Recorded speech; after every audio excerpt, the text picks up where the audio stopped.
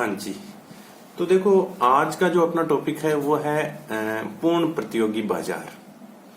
आपके जो सिलेबस के हिसाब से दे रखा है, तो उसमें जो फर्म का संतुलन है, उसके अगला जो टॉपिक है वो दे रखा है पूर्ण प्रतियोगी बाजार। अब देखो, पूर्ण प्रतियोगी बाजार, इसके बारे में अपन थोड़ा बहुत पहले एक क्लास में डिस्कस कर चुके हैं। जब अपन ने आगम वक्र पढ़ा था, तो आगम वक्र विभिन्न बाजार की स्थितियों के हिसाब से आपके सिलेबस में दिए हुए थे कि भाई कौन सा आगम वक्र किस बाजार की या कौन सी बाजार की स्थिति के हिसाब से, जैसे पूर्ण प्रतियोगिता बाजार में आगम वक्र कैसा होता है, फिर एकाधिकार बाजार में आगम वक्र कैसा होता है, और फिर अपूर्ण प्रतियोगिता बाजार में आगम वक्र कैसे होते हैं। तो देखो, तो पूर्ण प्रतियोगी बाजार, यहाँ विस्तृत रूप से बाजार का अध्ययन किया जाएगा कि पूरी परफेक्ट जो कंपटीशन है, पूर्ण प्रतियोगिता है, तो वो होती क्या है, उसकी क्या विशेषताएं होती हैं, उसका वक्र कैसा होता है, और फिर वो किस प्रकार उसमें प्रतिभागी अपना सहयोग करते हैं, और मतलब पूरा का पूरा जो बाजार का कॉन्सेप्ट है परफेक्ट कंपटीशन का, वो आपके इस चैप्टर में आपको पढ़ाया जाएगा। अब देखिए, सबसे पहले जो बात आती है कि भाई बाजार क्या होता है, सबसे पहले तो यही पता होना चाहिए कि बाजार कहते किसको है। तो देखो, सीधी सी जो सामान्य भाषा है उसमें बाजार उसको कहा जाता है कि जहां क्रेताओं और विक्रेताओं में आपसी लेन देन होता है, या ऐसे अपन कह सकते हैं कि जहां वस्तुओं का क्रय और विक्रय किया जाता है। एक क्रय करने वाले होते हैं, क्रेता होते हैं, और एक विक्रय करने वाले होते हैं जो वस्तुओं को बेचते हैं। तो उनका जो लेन देन है वही किस में आता है, बाजार की श्रेणी में गिना जाता है।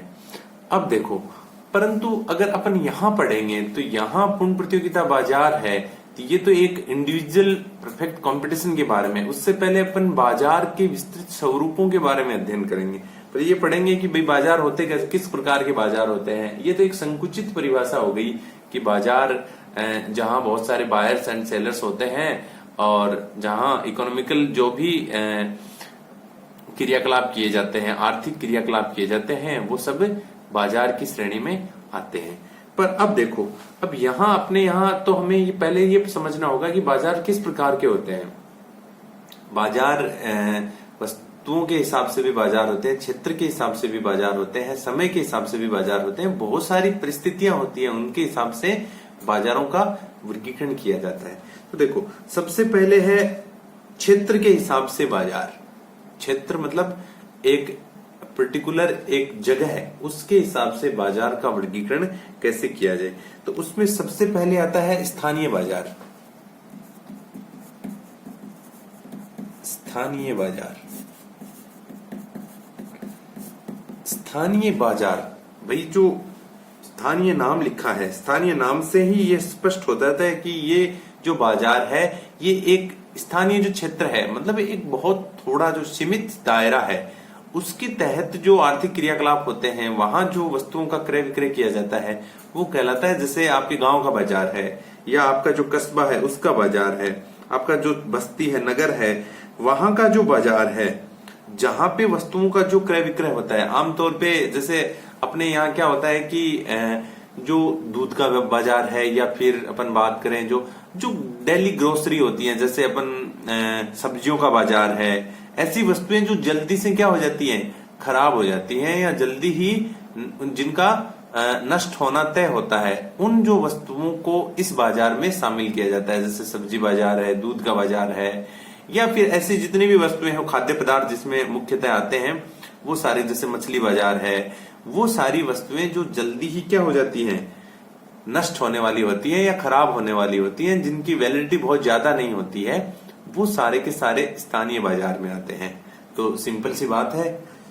दूसरा जो प्रकार है वो है क्षेत्रीय बाजार या प्रादेशिक बाजार। इसमें क्या होता है कि एक प्रदेश को शामिल किया जाता है।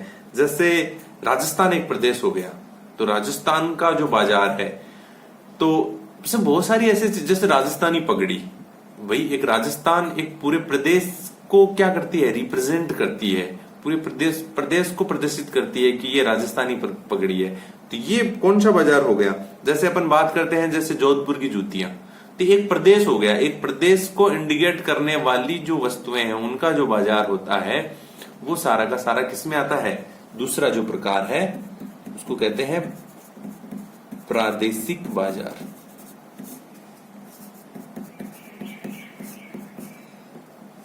एक प्रदेश विशेष या एक क्षेत्र विशेष जिसमें शामिल होता है, उसकी जो विशेषताएं होती हैं, या फिर उस बाजार में एक वस्तु विशेष को इंडिकेट करके, जैसे अपने पहले उदाहरणों की बात की, जैसे राजस्थानी पगड़ी है तो एक क्षेत्र विशेष को क्या कर रही है, रिप्रेजेंट कर रही है। जैसे जोधपुरी जूतियां हैं, ऐसे जैसे बीकानेरी भुजिया हैं, तो ये सारी चीजें क्या है, एक क्षेत्र विशेष या फिर एक प्रदेश विशेष को इंडिकेट कर रही हैं। अब तीसरा जो बाजार है अपने, उसको कहते हैं राष्ट्रीय बाजार। राष्ट्रीय बाजार, राष्ट्रीय बाजार जैसे पूरे देश में क्रेता और विक्रेताओं का फैलाव होता है, उसको क्या कहा जाता है, राष्ट्रीय बाजार कहा जाता है। इसमें मुख्यतः आती है, जैसे हमारे देश का कपड़ा बाजार है या हमारे देश का आभूषण बाजार है, वो सारे के सारे किसमें आते हैं, राष्ट्रीय बाजार। अर्थात इसका फैलाव पूरे राष्ट्र स्तर तक, जैसे भारत का कपड़ा बाजार है पूरा पूरा, तो वो बाजार कहा जाता है राष्ट्रीय बाजार। अब इसके अगला आता है अंतर्राष्ट्रीय बाजार। जो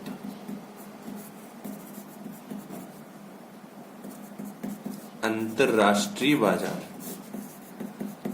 अब देखिए यहां अंतरराष्ट्रीय बाजार नाम से स्पष्ट हो रहा है, पर अगर अपन बात करें तो इसमें क्या होता है कि पूरा ग्लोबल, मतलब पूरा का पूरा वैश्विक जो बाजार है उसको शामिल किया जाता है।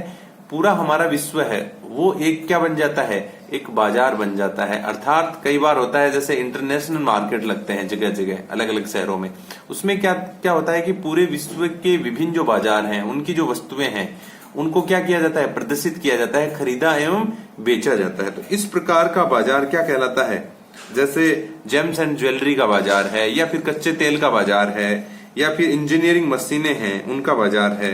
बहुराष्ट्रीय निगमें होती हैं, जैसे बहुत सारी ऐसी कंपनियां हैं बहुराष्ट्रीय निगम, जैसे जिनका कार्य क्षेत्र बहुत सारे देशों तक फैला हुआ होता है। जैसे अपन बात करते हैं इलेक्ट्रॉनिक्स आइटम बनाने वाली बहुत सारी कंपनियां हैं, या फिर अपन बात करते हैं ऑटोमोबाइल सेक्टर की, तो इनका फैलाव एक देश में न होकर बहुत सारे देशों तक विस्तृत होता है। तो ये किसमें आता है, अंतर्राष्ट्रीय बाजार में। अब देखिए इसके आगे है, ये तो हो गया किसके आधार पर, ये हो गया बाजार का प्रकार एक क्षेत्र के हिसाब से, ये क्षेत्र के हिसाब से है।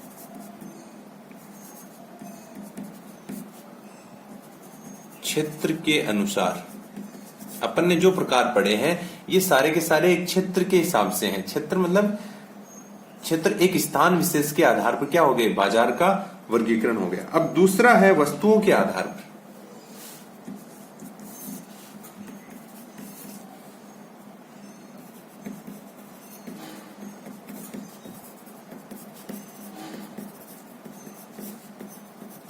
वस्तुओं के आधार पर बाजार का वर्गीकरण। तो देखो वस्तुओं के आधार पर वस्तुएं एक ही प्रकार की नहीं होती है, बहुत सारे प्रकार की वस्तुएं होती हैं, उनके हिसाब से बाजार का प्रकार भी अलग अलग हो जाता है। जैसे सामान्य बाजार होता है हमारे यहाँ, तो सामान्य बाजार में शामिल किए जाते हैं अनेक प्रकार की वस्तुएं होती है। जैसे शहरों में या गाँव में जो भी बाजार होता है उसमें क्या होता है, अनेक प्रकार की होती है। जैसे अपन बात करें खाद्यान्न वस्तुएं भी हैं उसमें वो सारे इक्विपमेंट्स भी हैं जो अपने घरेलू जो काम में ली जाती हैं चीजें, वो सारी की सारी वस्तुएं किसमें आती हैं, वो आती है सामान्य बाजार। सामान्य अपने जो ग्रामीण हाट होते हैं या जो अपने शहर का क्षेत्र विशेष का बाजार होता है, वो सारा का सारा उसमें वो सारी वस्तुएं आती हैं। मतलब पर्टिकुलर कोई एक अकेली वस्तु नहीं होती है, सारी वस्तुएं आती हैं। तो उन वस्तुओं को जिस बाजार में शामिल किया जाता है, और बहुत बार ऐसे होते हैं जैसे बहुराष्ट्रीय निगम होती हैं, तो उनकी जो वस्तुएं होती हैं उनके आधार पर, जैसे वस्तुओं के आधार पर जैसे कारें हैं तो उनका बाजार हो गया, तो वो वस्तुओं के आधार पर क्या हो गया, बाजार का वर्गीकरण हो गया। तो वस्तुओं के आधार पर में पहला आ गया सामान्य बाजार।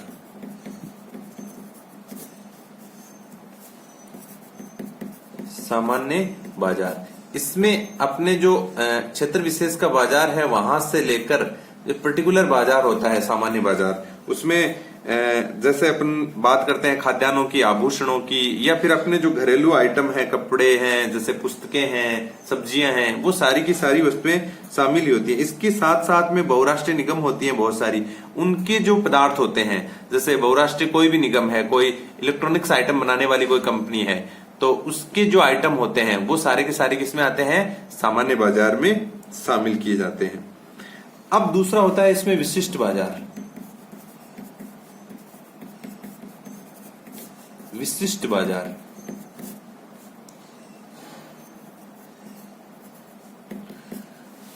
विशिष्ट बाजार मतलब यहां विशिष्ट का मतलब होता है विशिष्टीकरण हो जाता है। जैसे अपन बात करें, जैसे लोहा बाजार है या अपन सोना बाजार है, तो ऐसे जो बाजार होते हैं जो अपनी एक विशिष्टता लिए हुए होते हैं या पर्टिकुलर किसी एक वस्तु की जब बात की जाती है तो ऐसे बाजार इस बाजार में शामिल किए जाते हैं। जैसे जैसे सब्जी मंडी हो गई भाई स्पेशल, या फिर अपन बात करें कपड़ा बाजार हो गया तो वहां कपड़े का पूरा क्या होता है, बाजार होता है। या फिर लोहा बाजार हो गया या सोने का बाजार हो गया, जेम्स एंड ज्वेलरी हो गया, तो ये इसमें क्या हो गया, विशिष्टीकरण हो गया। ठीक है। अगला जो बाजार है वस्तुओं के आधार पर, तीसरे नंबर का, नमूने द्वारा बिक्री।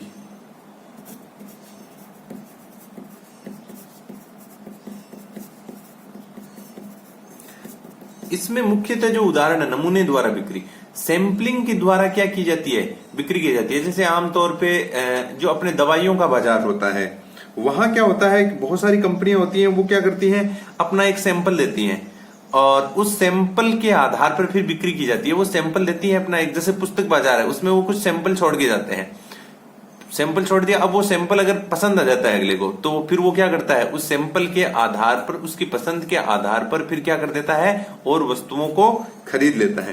तो इस प्रकार का बाजार क्या हो गया, इस प्रकार का बाजार हो गया नमूने द्वारा बिक्री बाजार। इसके अगला चौथा जो बाजार है इसी में, वो है श्रेणी द्वारा बिक्री।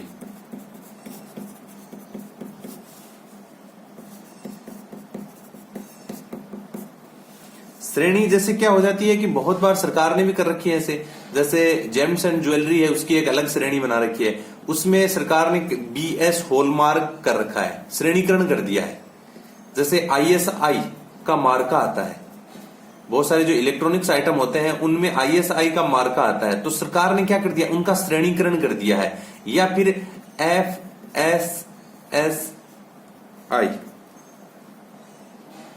FSSAI,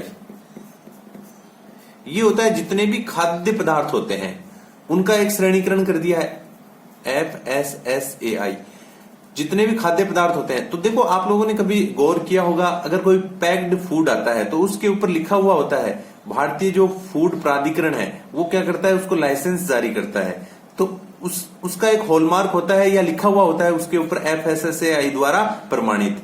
वैसे ही जेम्स एंड ज्वेलरी होते हैं, बहुत सारे शोरूम होते हैं, वहां जो ज्वेलरी, जितनी भी आर्टिफिशियल ज्वेलरी होती है उस ज्वेलरी के ऊपर ऐसे हॉलमार्क बना हुआ होता है, तो उसका क्या कर दिया उन्होंने, श्रेणीकरण कर दिया है। और क्या कर दिया है, एक गारंटी प्रदान कर दी है, उनको एक लाइसेंस दे दिया है बेचने। ISI का जो मार्का होता है, बहुत सारे अपन इलेक्ट्रॉनिक्स जो आइटम खरीदते हैं उनके ऊपर क्या करता है, भारत ने एक इलेक्ट्रॉनिक्स आइटम है उनके लिए एक प्राधिकरण बना रखा है, वो क्या करता है, इसको वेरीफाई करता है इसके आधार पर कि अगर ये ISI का मार्का है, इसका मतलब आपका जो आइटम है वो क्या है, आपका जो आइटम है उसको क्या कर दिया गया है, वेरीफाई कर दिया गया है, उसको चेक कर लिया गया है कि वो सही है चलने में, तो इसमें धोखाधड़ी होने की संभावनाएं कम रहती है।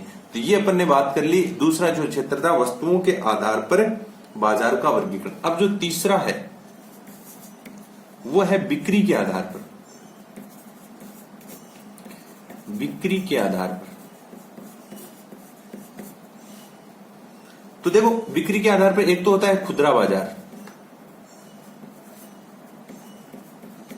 खुदरा बाजार, दूसरा होता है आपका थोक बाजार। इनके बारे में आप जानते हो थोड़ा बहुत। खुदरा बाजार जिनसे अपन वस्तुएं खरीदते हैं, जिससे उपभोक्ता वस्तुएं खरीदते हैं, वो तो होता है खुदरा बाजार। थोक बाजार जहां से जो व्यापारी हैं जिनसे अपन वस्तुएं खरीद रहे हैं, वो उत्पादकों से जहां जो वस्तुएं खरीदते हैं उसको कहा जाता है थोक बाजार। तो यहां क्या होता है, बड़े पैमाने पर वस्तुओं का क्या, थोक बाजार में बड़े पैमाने पर वस्तुओं को खरीदा एवं बेचा जाता है, जबकि जो खुदरा बाजार है जहां से एक उपभोक्ता है वो क्या करता है, वस्तुओं को परचेज करता है, तो वहां से वस्तुओं की थोक में बिक्री नहीं होकर बहुत थोड़ी मात्रा में क्या किया जाता है, खरीदा एवं बेचा जाता है। तो ये इस प्रकार क्या हो गए, बाजार के कुछ रूप हो गए। अब जो अगला है वो है चौथा, समय के आधार।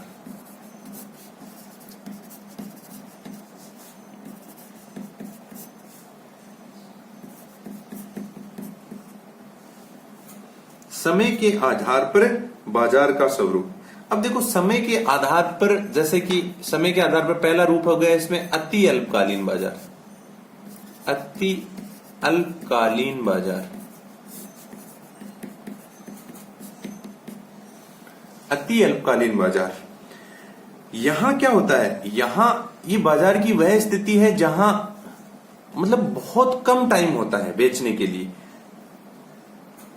जिसमें समयावधि इतनी ज्यादा कम होती है कि जो वस्तु की पूर्ति है उसमें क्या नहीं किया जा सकता, परिवर्तन संभव ही नहीं है। जो वस्तु की पूर्ति है उसको क्या नहीं कर सकते आप, चेंज नहीं कर सकते।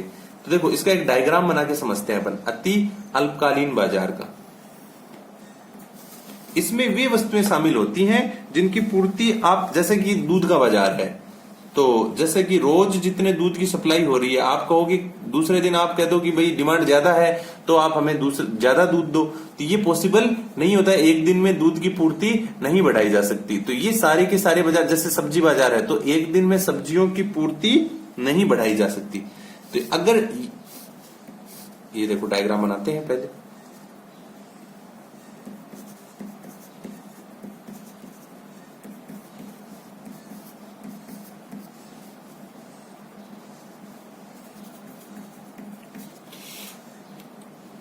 ये आपका सप्लाई कर्व है, ये आपकी कुछ डिमांड कर्व है, ये संतुलन है, ई है, ये ई डेस है, ये ई जीरो है, ये आपकी मात्रा है, क्वांटिटी।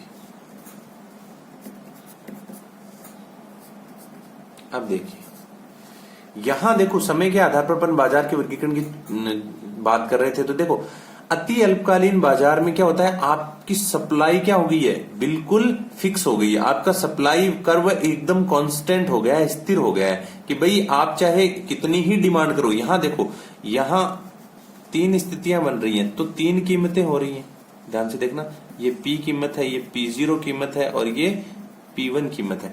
अब देखो यहां चाहे डिमांड कम हो जाए तो भी पूर्ति उतनी ही है, चाहे डिमांड यहां से यहां बढ़ जाए, चाहे डिमांड और बढ़ जाए, तो डिमांड के अकॉर्डिंग क्या नहीं हो सकता, पूर्ति में कोई बदलाव नहीं हो सकता। कौन से बाजार में, अति अल्पकालीन बाजार में। अर्थात इस बाजार में आप ये कह सकते हो कि आपके पास इतना समय नहीं होता है कि आप, जैसे